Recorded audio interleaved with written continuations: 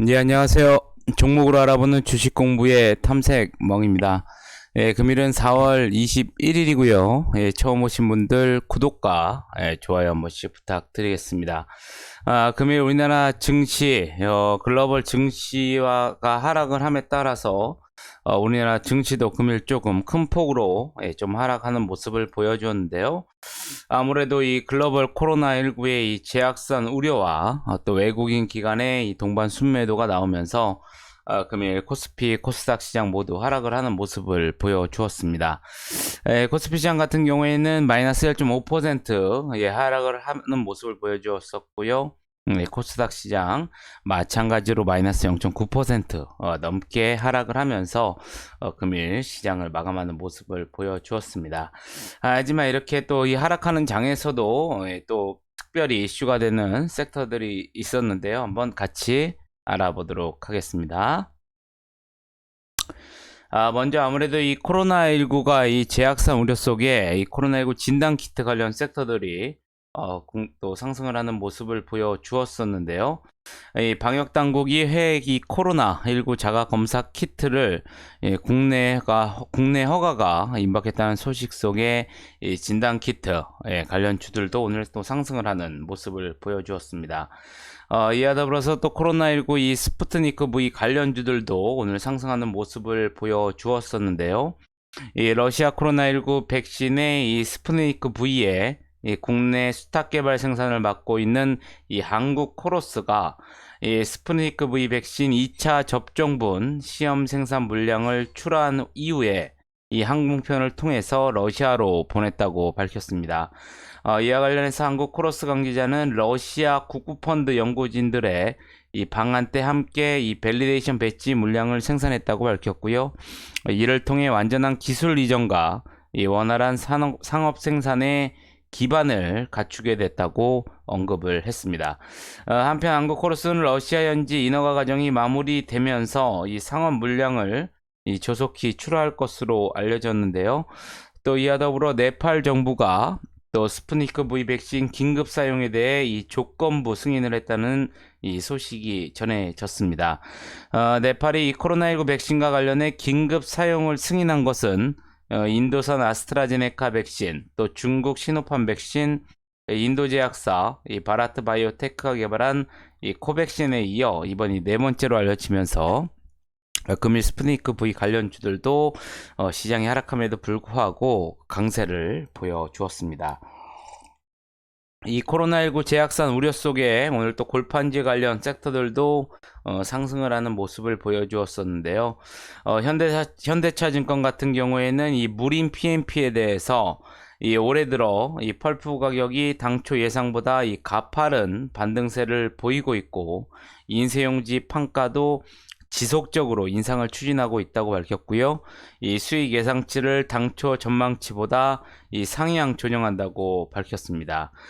또한 이 DB금융투자 같은 경우에는 이 한솔재지에 대해서 지난 3월 이 펄프 가격 상승을 이유로 인쇄용지와 특수지에 대해 10에서 15% 이 판가 인상을 선언했다고 밝혔고요.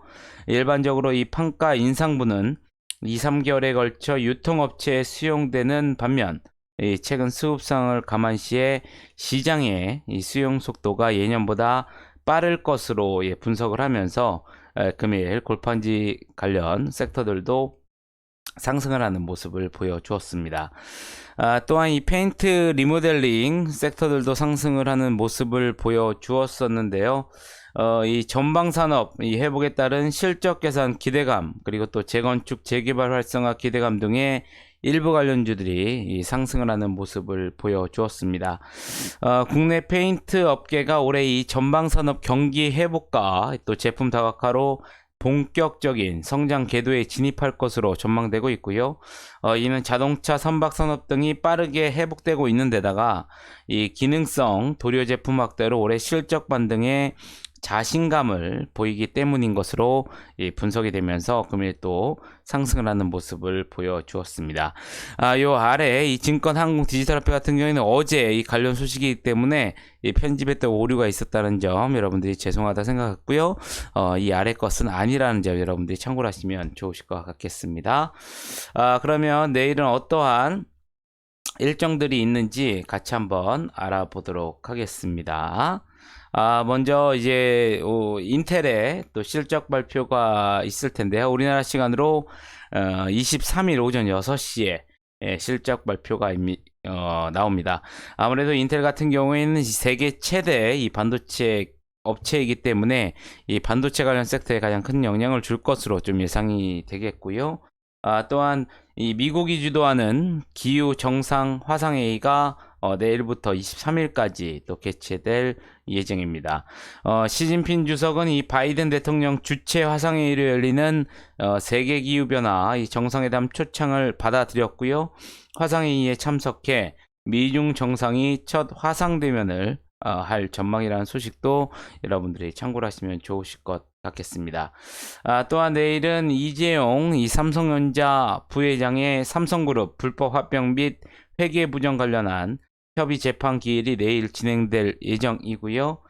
마지막으로 NC 소프트가 신작인 이 블레이드 솔트의 사전 캐릭터 생성을 시작할 예정이라는 점도 여러분들이 참고를 하시면 좋으실 것 같겠습니다. 또한 이제부터 또 1분기 실적 발표 시즌이 다가왔는데요. 이에 따라서 내일에는 기아, 칩셋미디어, KB금융, 삼성 SDS, LG생활건강 등의 또 실적 발표가 예정되어 있다는 점도 여러분들이 참고를 하시면 좋으실 것 같겠습니다. 그러면 오늘 어떠한 종목들이 상승을 했는지 같이 한번 알아보도록 하겠습니다. 먼저 히림인데요. 어제도 상한가 간 종목이었었죠. 윤석열 전 검찰총장 차기 대선 주자 지지율 1위 이 모멘텀이 지속적으로 되면서 어제에 이어서 2일 연속 또 상한가에 들어가는 모습을 보여주었습니다. 해성 TPC 금일 신규 상장한 종목이었었죠. 첫날 상한가에 들어가는 모습을 보여주었었고요. 이 수성 이노베이션 같은 경우에는 이재명 지사 정책 자문위원을 사회이사로 영입한다는 소식 속에 이재명 경기도지사 관련주로 또 시장에서 부각이 되면서 금일 상한가에 들어가는 모습을 보여주었습니다. EID 앞서 말씀드린 것처럼 러시아의 스푸트니크 V 백신이 2차 접종분을 출하를 했고 또 네팔에서 긴급 사용 조건부 승인 소식을 받았다는 소식에 금일 EID가 상한가에 들어가는 모습을 보여주었었고요. 이 프리시전 바이오 같은 경우에는 혈액 응고 검사 시약이 식약처에서 승인을 받았다는 소식에 28% 넘게 또 상승을 하는 모습을 보여주었습니다. PM풍년 같은 경우에는 김동연 전 경제부총리가 차기 대선 출마 기대감 속에 관련주로서 20% 넘게 상승을 하는 모습을 보여주었었고요. 휴마시스 같은 경우에는 금일 이 진단키트 테마 상승 속에 셀트리온과 공동 개발한 코로나19 신속항원 진단키트가 FDA의 긴급 사용 승인을 받았다는 소식이 다시 한번 재부각이 되면서 금일 18%대 상승을 하는 모습을 보여주었습니다. 이트론 같은 경우에도 스푸트니크 V 관련주이죠. 금일 15%대 상승하는 모습을 보여주었었고요. 이녹스 같은 경우에는 NH투자증권에서 이 자회사인 TRS의 성장이 본격화될 것이라고 전망을 했습니다. 특히 2차 전지용 실리콘계 음극재 수요가 증가 중이고요. TRS는 해당 음극재의 이 필수적인 미세 실리콘 파우더를 제조할 수 있는 유일한 기업으로 현재 캐파를 증설 중이라고 설명을 했습니다. 아울러 또 TRS의 매출액은 2020년 10억 원에 불과를 했으나 21년에는 40억 원, 또 22년에는 120억 원, 또 23년에는 220억 원까지 늘어날 것으로 기대된다고 밝히면서 금일이 또 15%대 상승을 하는 모습을 보여주었습니다. 이삭 엔지니어링 마찬가지로 금일 신규 상장 첫날이었었는데요. 시장이 좀 하락함에도 불구하고 13%대 상승하는 모습을 보여주었었고요. 한미글몰 같은 경우에는 윤석열 전 검찰총장 관련주로서 금일 13%대 상승을 하는 모습을 보여주었습니다. 서메이지 같은 경우에는 이 데카론 M의 이 정식 출시, 이 모멘텀이 지속적으로 반영이 되면서 금일 12%대 상승하는 모습을 보여주었었고요.